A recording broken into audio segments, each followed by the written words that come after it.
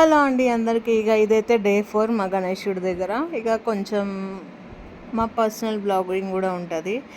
ఇదైతే మేము ఇష్ట వాళ్ళ ఇంటికి అయితే వచ్చేసినండే, మా ఆడబిడ్డ వాళ్ళ ఇంటికి. ఇష్ట బర్త్డే అని చెప్పినుండే కదా 10th. సో సింపుల్గా డెకరేషన్ చేద్దామని స్టాండ్ గిన్నె తీసుకొచ్చినండే. ఆ స్టాండ్ అయితే ప్రణయ్ అన్నప్రాసనకి తీసుకున్నాము. అన్నిటికీ యూజ్ అవుతుంది మంచిగా డెకరేషన్కి గిన. ఈ లోపల మా చిన్ని అయితే మా కోసం బ్రేక్ఫాస్ట్ చేయాలని శాండ్విచ్ చేసి తీసుకొచ్చినండే. సో స్టాండు దానికి క్లాత్ అంతా సెట్ చేసేసి శాండ్విచ్ తినేసి మిగతా పని స్టార్ట్ చేద్దామని కూర్చున్నాము. మొత్తానికి టైం అయితే ఇప్పుడు 2 అయింది, 2:30 టైం పట్టింది. సింపుల్ డెకరేషన్ అయినా ఎంత టైం పడుతుందని అస్సలు అనుకోలేదు. మేమైతే ఒక 1 అవర్లో అయిపోతుంది అనుకున్నాము. చాలా సింపుల్గానే చేసినుండే. లాస్ట్ 2 బర్త్డేస్కి మంచిగా చేసినాం.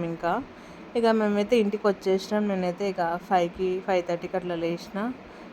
అత్తమ్మ అయితే అన్నం వండేసి పెట్టేసింది ఆల్రెడీ. దద్దోజనం చేద్దాము ఈరోజు ప్రసాదం కింద అని. మేము పూజకు ఉంటలే కదా, ఇష్ట బర్త్డే అని చెప్పినుండేగా. మేము బర్త్డేకి వెళ్తున్నాము.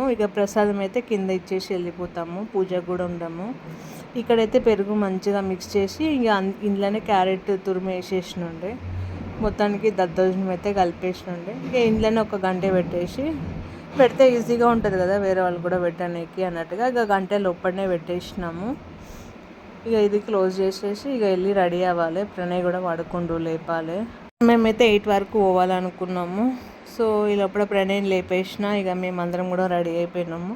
ఈరోజు మేము ముగ్గురం కూడా గ్రీన్ వేసుకున్నాం. మళ్ళీ ఈరోజైతే కొంచెం అనుకోకుండానే వేసుకున్నాము, అనుకొని వేసుకోలేకుండా అస్సలు. మా వాడైతే చూడండి ఎన్ని నాటకాలు వేస్తుండు అంటే. ఇదైతే పూజ దగ్గర డే 4 అని చెప్పినుండే కదా.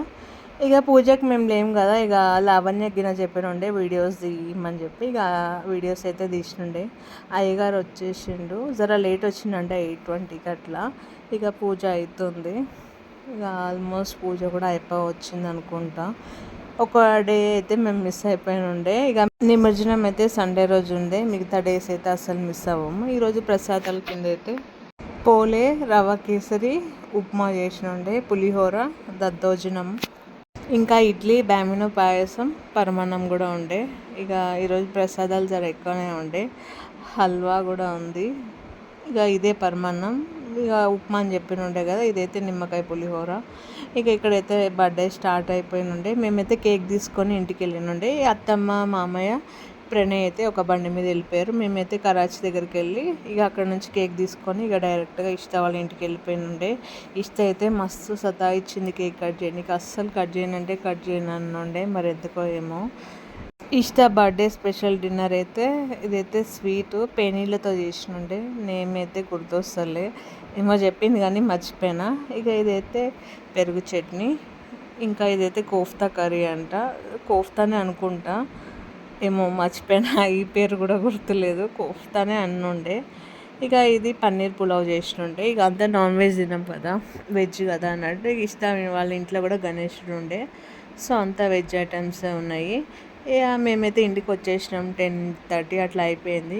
పైకి వెళ్ళలేకుండే, కింద గణేశుడి దగ్గర కొంచెంసేపు కూర్చొని పోదాం అన్నట్టుగా. ఆల్మోస్ట్ అందరూ వెళ్ళిపోయారు. జ్యోతి ఆంటీ ఇష్టం అంతా వాళ్ళే ఉండే. వీడియో లైక్ చేయండి, సబ్స్క్రైబ్ చేయడం మర్చిపోకండి. Thank you.